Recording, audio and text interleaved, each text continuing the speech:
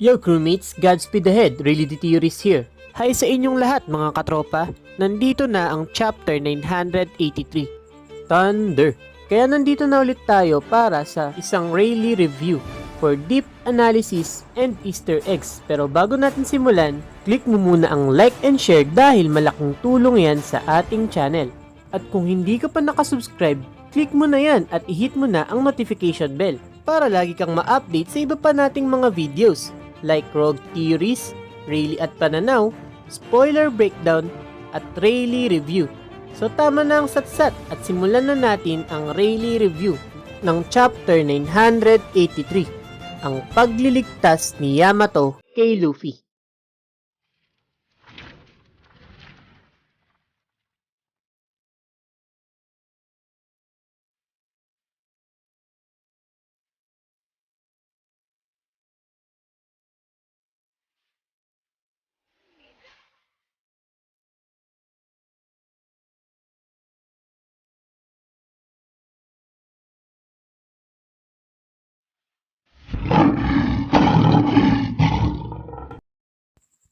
So kaunting recap muna tayo sa chapter 982, Ruffian meets Ruffian.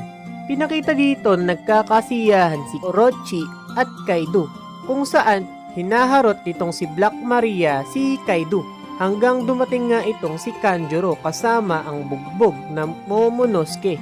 Kawawa talaga si Momo dahil nagmukha na siyang Momo. Samantala, dahil nga sa pag-alarma ni Kanjuro ay kinabahan na itong si Orochi, kaya nagpahanda na siya ng cross para kay Momonosuke. Ano kaya ang mangyayari sa kanya ngayon? Alamin natin ito mamaya. Pinakita din dito ang Team Polar Tang na siyang binubuo ni Law at ng ibang mga Scabbards. Ang pag-uusap ni Nekomamushi at Marco the Phoenix sa mensaheng ipinadala niya para kay Luffy. Ang pagkakadena ng grupo ni Denjiro sa isang Tobiropo na si Sasaki, at ang patuloy na paghabol ni Big Mom sa Team Brachiotank 5 na si Usopp at Chopper. Humihinga pa kaya sila? Malalaman din natin ito mamaya. Ang Team Girl Power na si Nami, Shinobu at Carrot ay hinahabol din nitong si Prometheus. At ang huli at pinaka-hypest sa recap ay ang pagkakalaglag ni Ulti at Page 1 sa harap ng ating bida na si Monkey D. Luffy. Kung gusto nyong mapanood ang ating Rayleigh review sa chapter 982 ay maglalagay na lang ako ng link sa ibaba upang kahit kayo ay magkaroon din ng mga insights sa mga nangyari dito mga kakrumits. Ngayong tapos na tayo sa ating recap ay pupunta na tayo sa chapter 983 Thunder Storyline. Pero bago natin simulan, spoiler alert para sa mga taong ayaw malaman ang hype na chapter na ito. Simulan muna natin ito sa ating discussion sa mga nangyari sa chapter 983, Thunder. Sa title page, pinakita dito ang cover story ng Gang Beaches Oh My Family, kung saan pinakita na ulit dito si Pound kasama ang Tontata Pirates. At mukhang nakikilala din siya ni BG na kasama ang kanyang mga anak na si Chiffon at Lola. So mamaya pag-uusapan natin ang deep analysis natin sa cover story na ito mga kakrumits. Sa unang panel, pinakita dito ang pagkainis ni Pero, ang unang anak ni Big Mom, na siyang nakatingin sa Onigashima habang binabanggit ang tatlong pangalan. Ang pangalan ni King, Luffy at Marco. Pinakita din sa sumunod na chapter ang patuloy na paghabol ni Big Mom sa Team Girl Power nila Nami na siyang naka-assign sa paghahanap kay Momonosuke. Pero mukhang inuna na nilang hanapin itong si Sanji na naghahanap ng babae.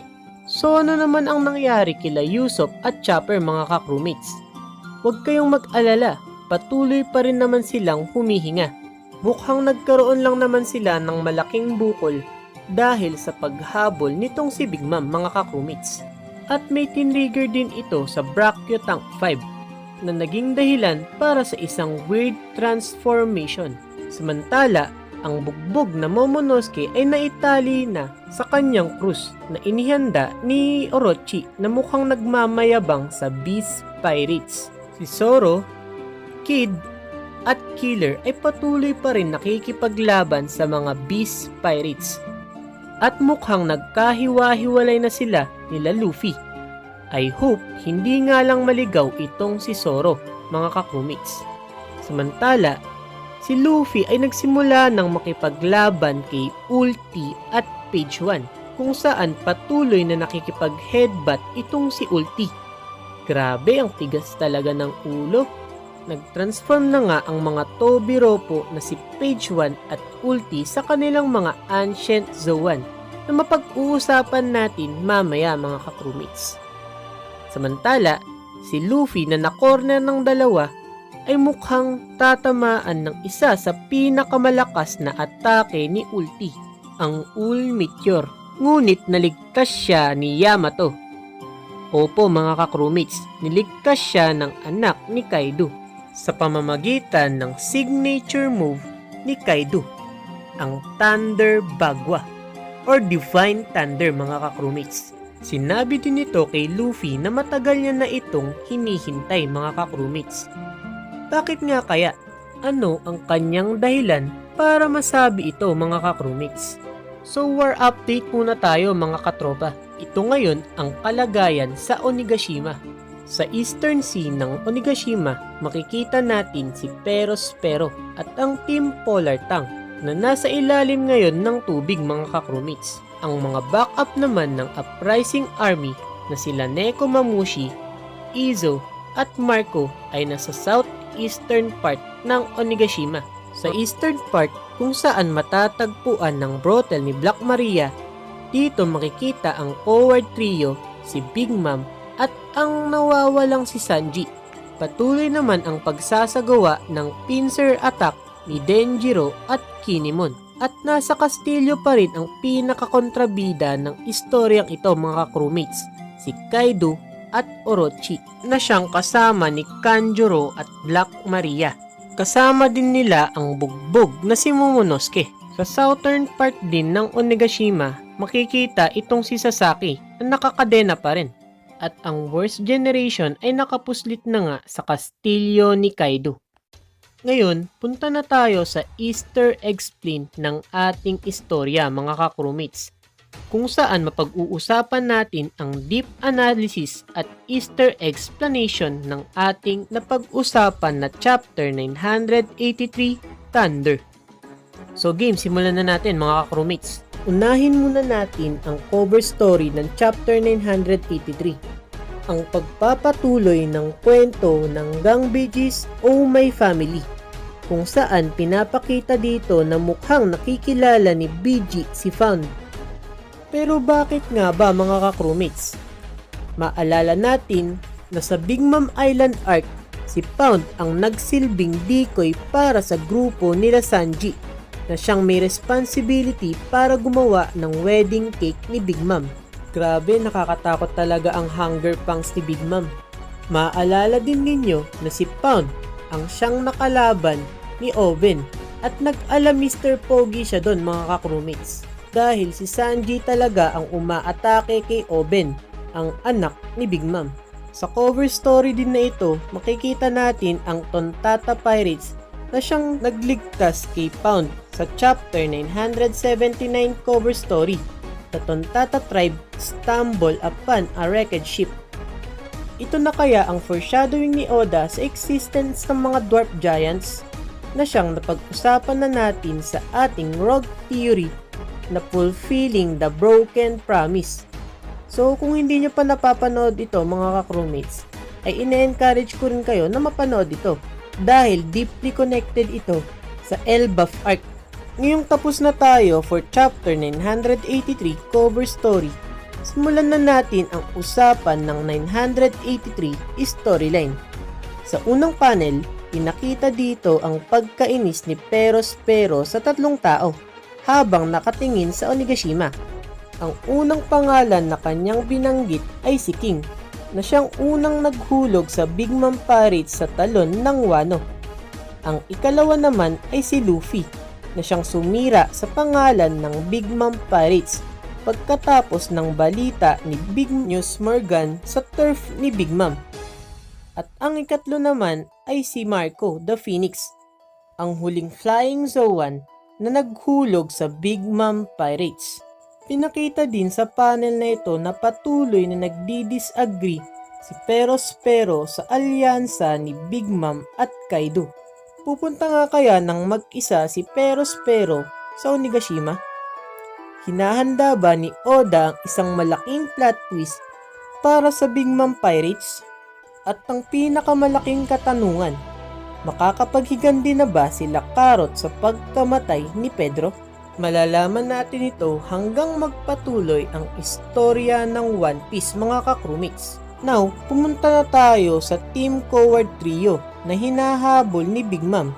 Sila Usopp at Chopper na mukhang kakayari lang masaktan ay nakasakay ngayon sa weird transformation ng Brachiotank 5. Maalala din ninyo na sa huling chapter ay hinahabol nitong si Prometheus sila Nami, Shinobu at Carrot.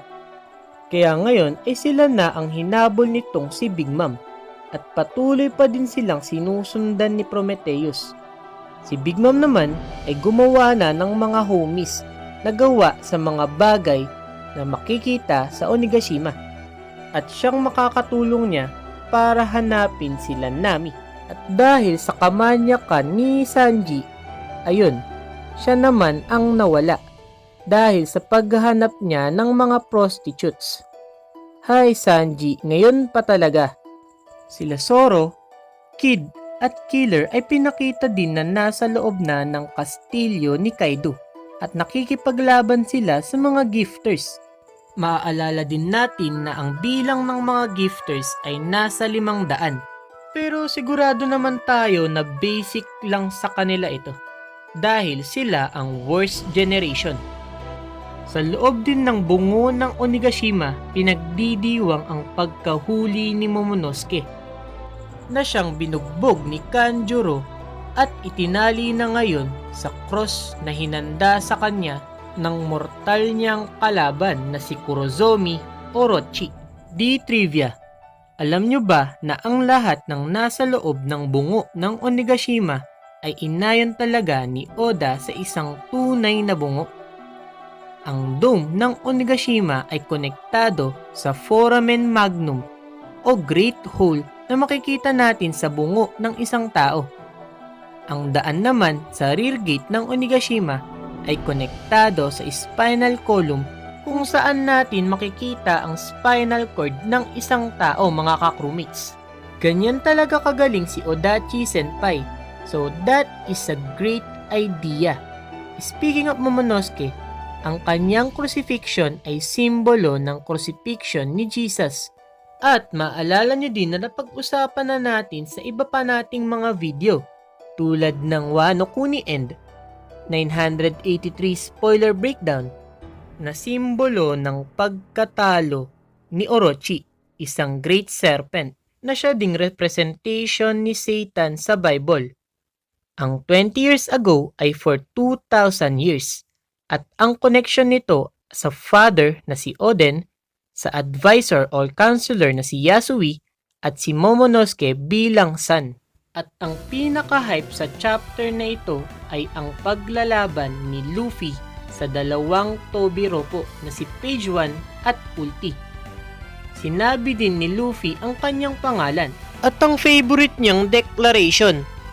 Ano na nga ba ulit ito, mga ka-crewmates? Siyempre, ang maging Pirate King. Nagpatigasan din sila ng ulo ni Ulti kung sino nga ba ang magiging Pirate King. Si Luffy ba o si Kaido? Loko talaga itong si Ulti. Di lang pala ang personality ang matigas ang ulo dahil literal na matigas din ang kanyang bungo. Ang ancient Zoan niya kasi, mga ka-crewmates, ay isang Pachycephalosaurus na dinosaur. Isang dinosaur na may matigas na bungo. Sa pangalan pa lang ng dinosaur na ito, siguradong aatras ka na. Kung headbutt ang usapan, siguradong tapos ka. Dahil literal na sakit ng ulo ang matatamaan mo. Tulad nitong si Luffy, lalo na nung na-corner siya nung dalawang Tobiropo na nasa dinosaur form. Si Page 1 na isang Spinosaurus na nireveal na ni Odachi Senpai sa chapter 930, Ebisu Town. At si Ulti naman na isang Pachycephalosaurus. Di mo naman kasi sinabi agad, Odachi Senpai. Jurassic Park pala ang babasahin kong manga. Nagluto sana ako ng popcorn. So yun na nga no mga ka-crewmates. Tatamaan na nga sana si Luffy ng isa sa pinakamalakas na atake ni Ulti na tinatawag niyang Full Meteor. Ngunit niligtas siya ni Yamato, ang anak ni Kaido, sa pamamagitan ng Thunder Bagwa, ang signature move na ginamit ng kanyang ama sa chapter 923, Emperor Kaido versus Luffy. Sinabi din niya na naghihintay na siya ng kay tagal kay Luffy. Ano nga ba ang ibig sabihin niya dito mga ka-crewmates? Ito ang pag-uusapan natin sa mga susunod pa nating video. Pero bago natin tuluyang tapusin at bigyang reaksyon ang chapter 983, gumawa muna tayo ng Mirror Glass Update.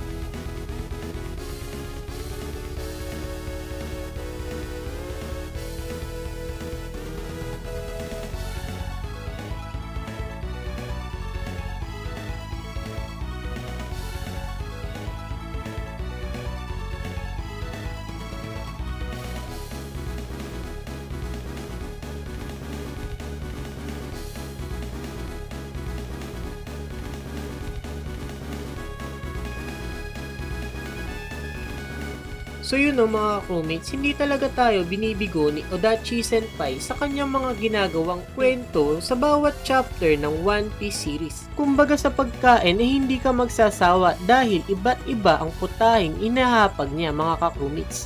Nung una, ginawa niyang panggulat sa atin si Marco. Kasunod naman, sila Ulti at Luffy.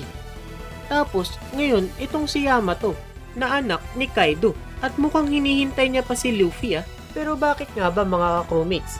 Yan ang pag-uusapan natin sa susunod na Rayleigh at Pananaw.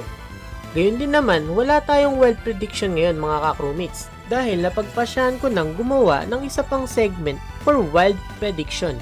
Kaya kita-kits na lang tayo sa mga video na yon mga ka-crewmates. Kaya isang matindi ko ng paalala na mag-subscribe ka na at hit mo na ang notification bell para lagi kitang ma-update sa lahat ng mga pag-uusapan natin sa One Piece series. Gayon din naman, i-like mo na itong video na ito kung nagustuhan mo. At huwag kang mahihiyang i-share dahil malaki ang maitutulong niyan sa ating channel. Gayon din naman, gusto kong batiin at bigyan ng appreciation ang ating mga top fan. Kaya, shoutout sa inyo mga crewmates.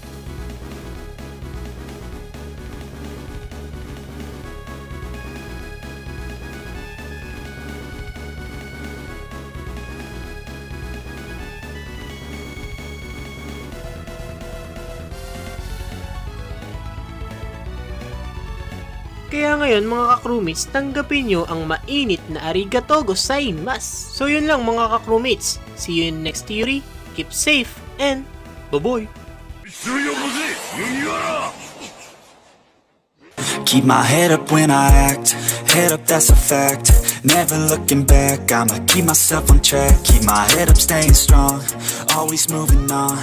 feel I don't belong, tell my thoughts to move along, push myself to be the best, die with no regrets, live with every breath, see my message start to spread, and I had so many dreams, then you hit your teens, life ain't really what it seems, try to find out what it means, always do it on my own, so I gotta get through it, and the only thing I know is to love what I'm doing, never give up, never slow, till I finally prove it, never listen to the no's, I just wanna keep moving, yeah, I put out all this art, it's my only medicine, yeah, everything I do, I'm just being genuine, yeah, I'm sick of being screwed, feel my own adrenaline, yeah, I do just what I do, and I hope you let me in, yeah.